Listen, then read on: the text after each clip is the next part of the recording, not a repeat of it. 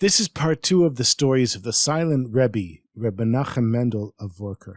If you haven't heard the first set of stories, you can find them right before this one.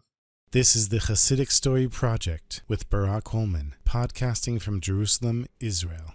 To become a supporter of this podcast, please go to HasidicStory.com, HASIDIC story.com. You'll never know, you'll never know, you'll never know, you'll never know. Reb Mendel is top student, and eventually his successor, was the Heilige Rebbe Bialer, who was mamash a very holy man. Now the chief rabbi in Biala at the time was a certain Reb Nehemia, and he was very learned, a real Talmid Chacham, and a great rabbi. But he was amongst the straight Jews in town. And Reb Bereshel, he wanted Reb Nehemia to go with him to Vorker to see Reb Mendel, the Rebbe. And he kept inviting Reb Nehemia to come for Shabbos. But the chief rabbi always said, "Why should I waste my time? People say your Rebbe doesn't know anything. He doesn't even know how to learn." And the truth is, I believe them. I mean, why is he silent? If he had something to say, wouldn't he give it over? And besides, I've got better things to do than to sit for hours with a crazy Rebbe who never says a word. And he refused to go. One day, Reb Bereshel, he decided to try something different. And he went to Reb Nehemia and he said, "Okay, you're not going to come with me to the Rebbe. But some Vorker Chassidim and I, we always have a Verbrengen here on Rosh Chodesh. We get together and we celebrate together. We have a feast here in Biala. So at least join us here in our own town for our celebration for the new moon. That way you don't have to travel. It won't take up a lot of your time." And he begged Reb Nehemia so much that the chief rabbi finally agreed. So the next Rosh Chodesh, the straight chief rabbi of Biala, he came to the feast of the Vorker Chassidim. He stood and he hesitated a little bit by the door because he saw all of Reb Mendel's followers sitting around a table drinking big glasses of whiskey. And Reb Bereshel, he sees Reb Nehemia standing at the door, and he jumps up to greet him, holding a glass of water, and he says, "My dearest friend, holy rabbi, I'm so happy to see you're finally here. Here, have a drink, say l'chaim."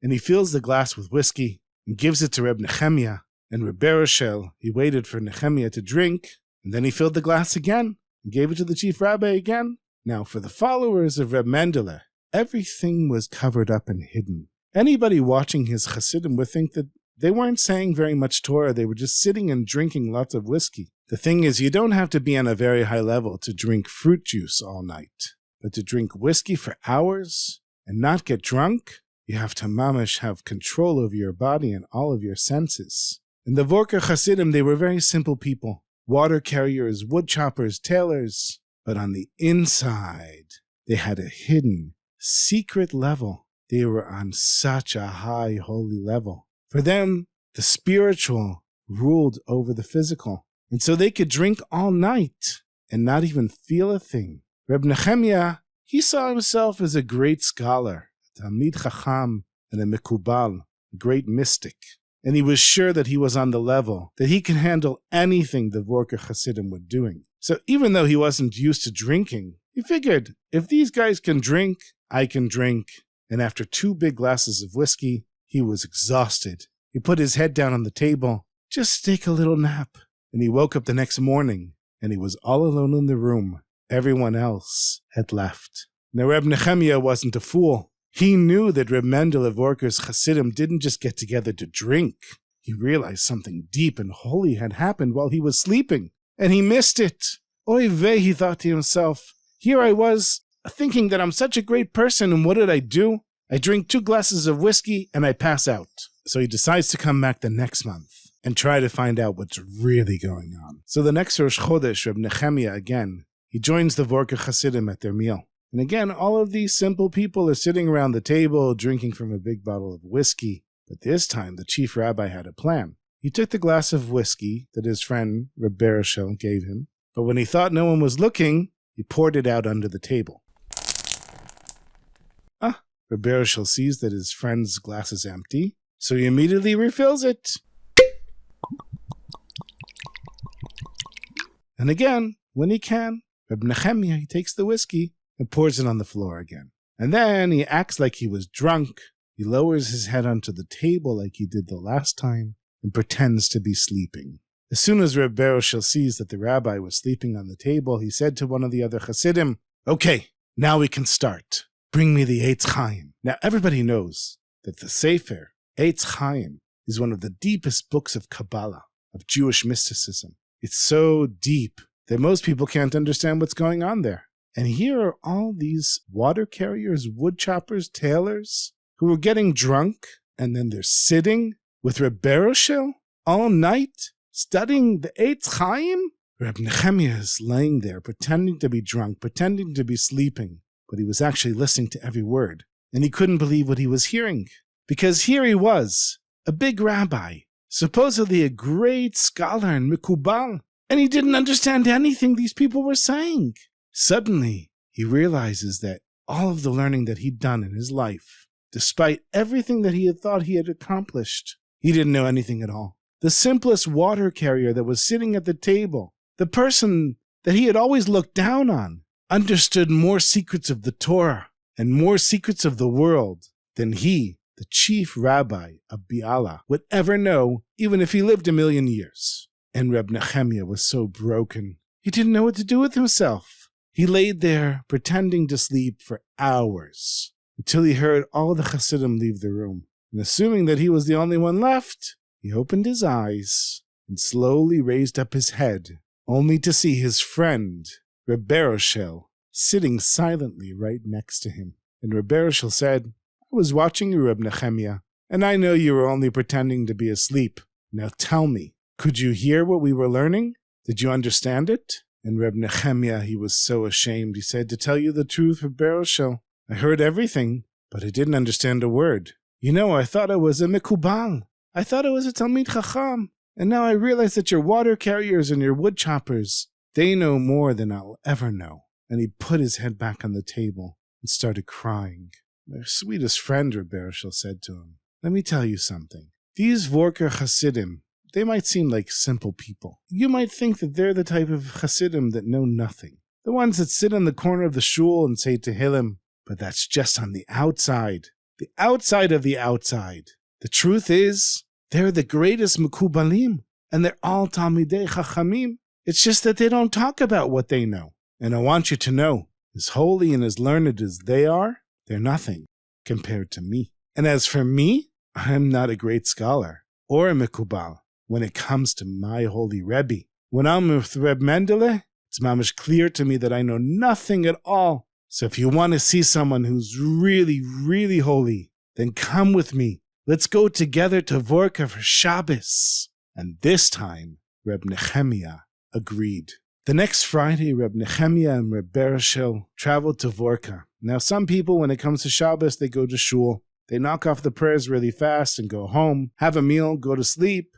That's their Shabbos. Other people, for them, Shabbos is so holy. In Vorker, can you imagine what level their Shabbos was on? The Vorker Chassidim were so holy, they weren't even really in the world during the week. And so can you imagine the way Shabbos was for them? It was like Shabbos after Mashiach was here. And Reb Mendel of Vorker, he had a special custom right before Shabbos. Everyone who came to Vorker, sometimes it was hundreds of people, they stood in line before him, and the Rebbe shook each one's hand. Of course, when he took your hand, Reb Mendel didn't say, "Good Shabbos, my friend. Please tell me who you are, where you're from, how do you earn a living?" He didn't say a word. He just looked at you. But gewalt, how he looked at you. It was mamish clear that he could see your soul the way it was before it came into this world. Everything about your life after you were born. And it was even said that he could see all of your gilgulim, how many times your soul had come into this world. He really saw you and he really knew you. So that Friday afternoon, Reb Beroshel and Reb Nehemia stood in line with all the other Chassidim to shake the hand of Reb Mendel of Vorker. And somehow the two became separated in the crowd. And Reb Beroshel was anxious to hear what the chief rabbi thought about meeting with his Rebbe. So he went looking for him. And finally he found Reb Nehemia sitting in the Beit Midrash, completely engrossed in his learning. He comes over to him, and Reb Beroshel says to Reb Nehemia, "My sweetest friend, forgive me for disturbing your learning, but please tell me, what happened when the Rebbe, Reb Mendel, took your hand?" Reb Beroshel, words can't express. And Reb Nehemia, he had to stop. He couldn't explain what he wanted to say. And then he tried again. When the Rebbe, Reb Mendel, took my hand, all at once, I saw my whole life up until that moment. And it was clear to me that it wasn't what it seemed. I mean, I always thought that I believed in God. But suddenly I realized that it wasn't real. I mamish had no idea what believing in Hashem actually means. And I've been learning Torah my whole life. But I always had to work so hard at my studies. Because for me, the words of Torah, they didn't shine. They weren't alive. I was so ashamed and so broken. And then, when the Rebbe looked into my eyes, my whole body, every bone, every nerve, every inch of my being was filled with the most awesome, holy light from heaven. And all I wanted to do was learn God's holy word. So I rushed here to the Beit Midrash, and I opened the first sefer that I could find. And what's the first book? You won't believe it. It's the Eitz Chaim. Before, when you were learning from this sefer, with all of the simple Jews, the wood choppers and the water carriers, I couldn't understand anything. But now, every word is shining before me, and every word is shining inside of me. Because when I touched your holy Rebbe's hand, for the first time in my life, I understood, I knew that Ribono Shel Olam is Mamish, the master of the world.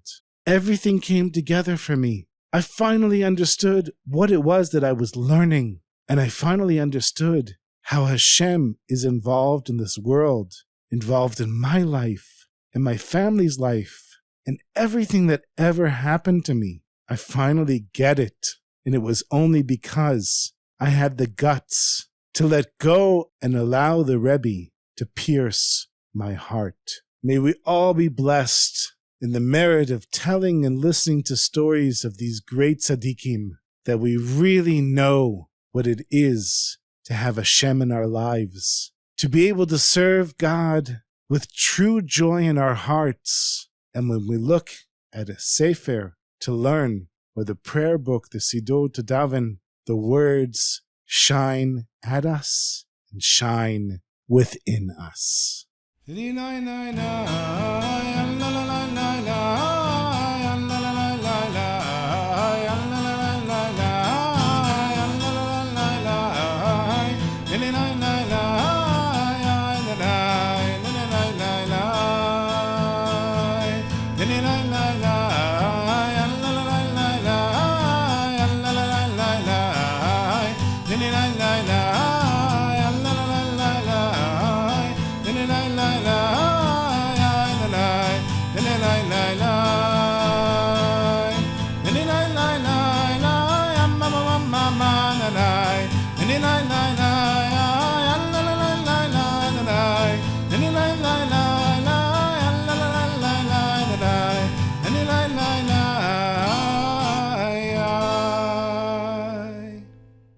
Thank you so much for listening to these stories. If you know somebody who still hasn't heard of the Chassidic Story Project, you know what they're missing out on. Please make sure to share a link with them, either from the website, HasidicStory.com, or from wherever you subscribe to your podcasts. And of course, make sure to leave us a review and 5 stars. It makes a big difference in the charts, and more people will see the podcast and be able to listen to it. Thank you so much for listening, and I look forward to sharing our next story together.